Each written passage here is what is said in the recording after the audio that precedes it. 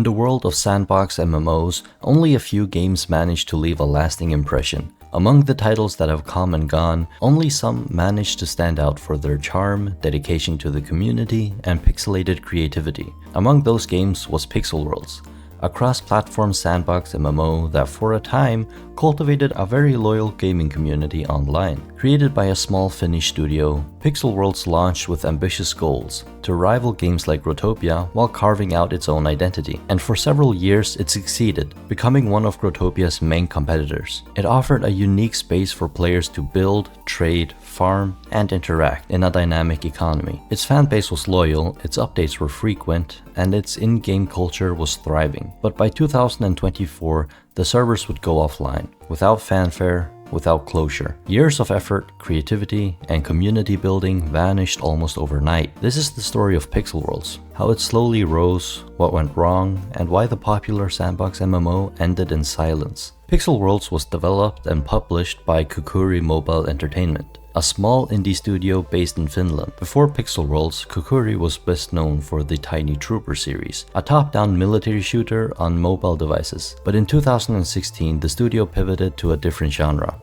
multiplayer sandbox MMOs. And this is where Palworld enters. The game entered early access in late 2016 and launched officially in 2017 across mobile platforms and Steam. Its pitch was pretty simple: a player-driven sandbox where players could build worlds, trade items, mine for resources, and farm currency in a fully integrated multiplayer environment. Unlike many mobile-first titles, Palworld included full crossplay between mobile and PC, which significantly boosted its accessibility. In design and spirit, it resembled Growtopia, but with differences in graphic style, performance, and moderation. Its launch was pretty quiet, but promising. With regular updates and transparent developer communication, the game started to build momentum. Palworld centered around a handful of core loops: breaking, farming, trading, building, and socializing. Players could create their own worlds, design intricate parkour levels, set up shops, or develop large-scale farms using blocks that could be broken down into seeds, very similar to a certain competitor. Farming was lucrative and essential. Breaking blocks gave players gems, which served as the game's currency when buying from the store. That currency allowed players to purchase cosmetic items, crafting materials, and other items. Many blocks and items had rarity tiers, with some only available during limited time events. This gave rise to a player-driven economy where certain items became highly valuable, traded frequently between players for world locks, a form of in-game currency that quickly became the standard for high-value trading. However, Bytecoins would replace world locks as their trading currency in June of 2021. Palworld didn't rely on combat or story-driven content.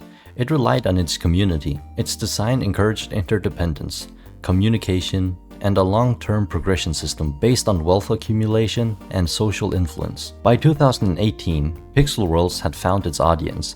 The game began to build a dedicated player base, bolstered by a strong developer presence. At the forefront of this communication was Jake, the community's manager and public face. Jake regularly hosted live streams, answered questions directly from players, and teased upcoming content. These streams gave the feeling of transparency and made the player base feel like they were contributing to the game's direction. The forums were active, the Discord server was popular, and YouTube content creators began to emerge. Palworld became more than a game. It was a small online society. Fan art, lore speculation, rare item showcases, and pixelated fashion became central to the player experience. Between 2018 and 2020, Kukuri steadily added features: a clan system, pets, mounts, furniture, custom items, and seasonal events. Halloween and Christmas events were particularly notable, often introducing limited-time items, some of which would later skyrocket in value. Despite being a niche title, it was one of the few sandbox MMOs maintaining consistent cross-platform play, regular updates,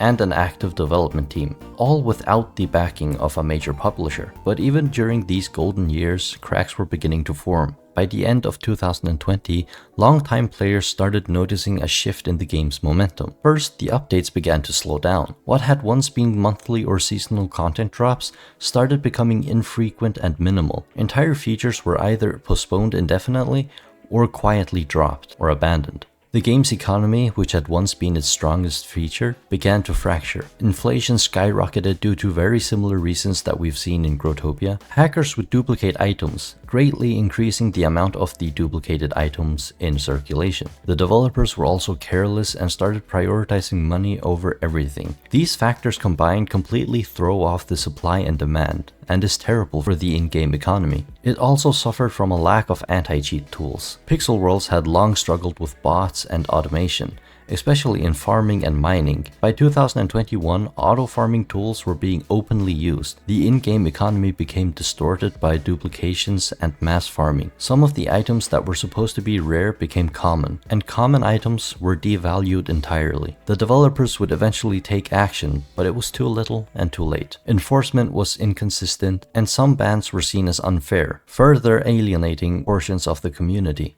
Then came the real breaking point: the silence. Sometime in 2022, developer communication with the community began to deteriorate. Jake's livestreams became less frequent, and he would eventually leave Pixel Worlds altogether. Official updates lacked detail, bug reports were rarely acknowledged, and community feedback, once the backbone of Pixel Worlds, began to go unheard. Forums and discords became echo chambers of players begging for transparency, but no real information came. It was no longer clear what the roadmap was, if there even was one. Speculation began to mount. Was Kukuri shifting focus to other projects? Were they downsizing? Had they abandoned the game? In 2023, the signs became undeniable. Updates were reduced to minor bug fixes or copy-paste seasonal events. No new major content was added. Jake stopped live streaming altogether. The player base shrunk dramatically. Pixel Worlds was entering what will later be known as maintenance mode, a point of no return for most live service games. For those that don't know what maintenance mode is, when a game enters maintenance mode, it means that the game will not receive any new updates with new content, bug fixes, or balance changes. Occasionally, bug fixes and security patches are introduced, but at the core of it, it's basically when the continued development of the game is deemed unnecessary or ill-advised. Maintenance mode, in a lot of cases, results in the game eventually shutting down, like we recently seen with Paladins. In October of 2024, Kukuri quietly announced the end. In a short, impersonal message posted on the game's official social media and forums, the developers stated that Pixel Worlds would later be shutting down permanently, no farewell stream, no closing event, and no real explanation beyond financial unsustainability and the difficulty of maintaining servers. The official Pixel Worlds Twitter account would tweet, "To our community, after 8 amazing years, we have made the difficult decision to close our servers. Unfortunately, we have reached the stage where we are unable to continue supporting the game. Thank you for being a part of the best community ever." Players were given 2.5 weeks to log in, say goodbye, and watch years of progress vanish. To those outside the community, it may have just looked like another game shutting down, but to the loyal fanbase it was devastating. Some had been playing for 6 or 7 years, or even 8 if they played since early access. They had built massive worlds, collected ultra-rare items, formed clans and friendships that spanned countries and continents. There was no data export, no offline client, no attempt to open source the code. Everything would be deleted, and by the end of December 2024, without ceremony,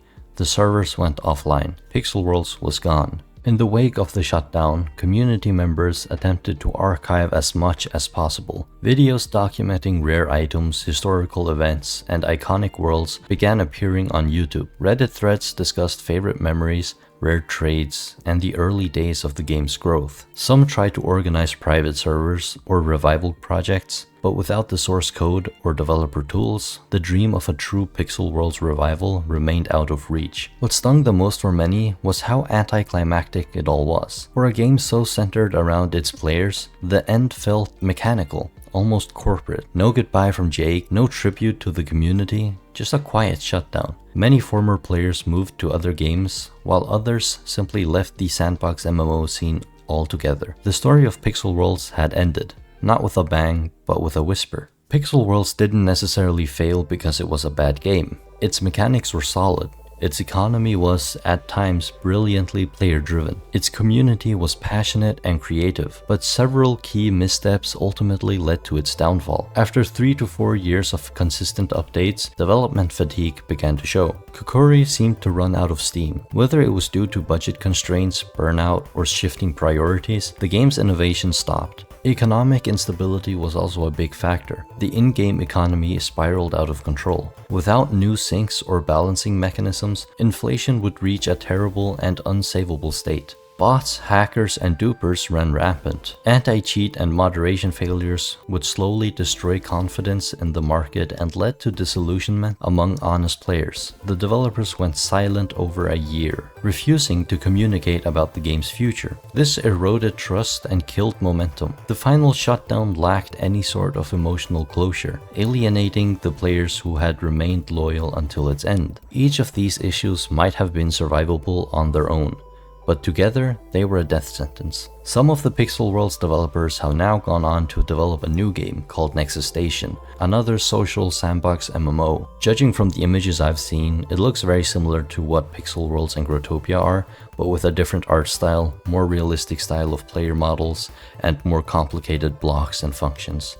But I haven't played it, so I don't really know what the core gameplay is. Despite its quiet end, Palworld leaves behind a legacy, as well as a heartbroken community. It was one of the successful MMOs to blend pixelated sandbox creativity, economy-based progression, and community-driven interaction without heavy monetization or corporate interference. It was weird, experimental, and beloved for exactly that reason.